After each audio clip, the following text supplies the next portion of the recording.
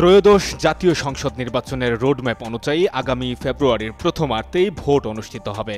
সেই লক্ষ্যে একক প্রার্থী চূড়ান্ত করতে তৎপর বিএনপি। সব বিভাগেই জেএনজিকে গুরুত্ব দিয়ে করা হচ্ছে সম্ভাব্য প্রার্থী তালিকা। মূলত এবারের মনোনয়নে চমক হতে পারেন যোগ্য তরুণরা। নিজ এলাকায় জনপ্রিয়তা, দলের জন্য ত্যাগ, বিগত দিনের ফ্যাসিবাদ বিরোধী আন্দোলন সংগ্রামে ভূমিকা, দুঃসময়ে নেতাকর্মীদের পাশে থাকা ও সাংগঠনিক দক্ষতা এসব মানদণ্ড যাচাই করে প্রার্থী বাছাই প্রক্রিয়াও প্রায় শেষ পর্যায়ে। এ প্রসঙ্গে বিএনপি মহাসচিব মির্জা ফখরুল ইসলাম আলমগীর সম্প্রতি যুগান্তরকে দেওয়া এক সাক্ষাৎকারে বলেন, মনোনয়নের ক্ষেত্রে সবচেয়ে বেশি তরুণদের প্রাধান্য দেওয়া হবে। মানদণ্ড হবে প্রার্থীর জনপ্রিয়তা, নির্বাচন করার ক্ষমতা ও সাংগঠনিক দক্ষতা, জনগণের কাছে গ্রহণযোগ্যতা এবং বিগত আন্দোলনে তার অংশগ্রহণ কেমন ছিল।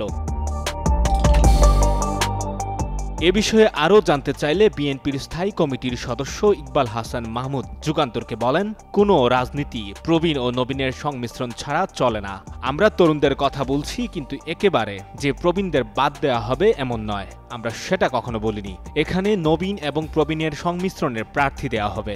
জনগণের কাছে যাদের গ্রহণযোগ্যতা রয়েছে এবং ভোট টানতে পারবে তাদের মনোনয়ন দেওয়া হবে।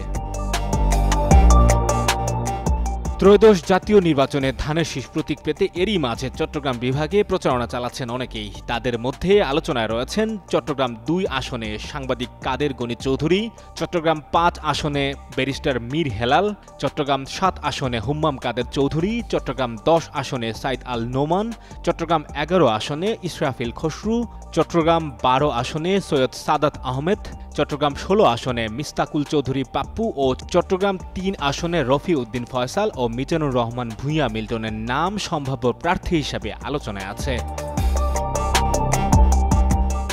ফেনী 1 আসনে রফিকুল আলম মজনু, কক্সবাজার 3 আসনে রাশেদুল হক রাসেল ও ফামি মুর রহমান ফাইম, কক্সবাজার 4 আসনে মোহাম্মদ আবদুল্লাহ, লক্ষ্মীপুর 1 আসনে আবু নাসের শেখ, লক্ষ্মীপুর 3 আসনে শহীদ উদ্দিন চৌধুরী এনি, নোয়াখালী 1 আসনে ব্যারিস্টার মাহবুব উদ্দিন খোকন ও মামুনুর রশিদ মামুন, নোয়াখালী 5 আসনে বজলুল করিম চৌধুরী আবেদ, নোয়াখালী 6 আসনে মাহবুবুর রহমান শামীমের নাম এলাকার জনগণের মুখে মুখে ফিরছে।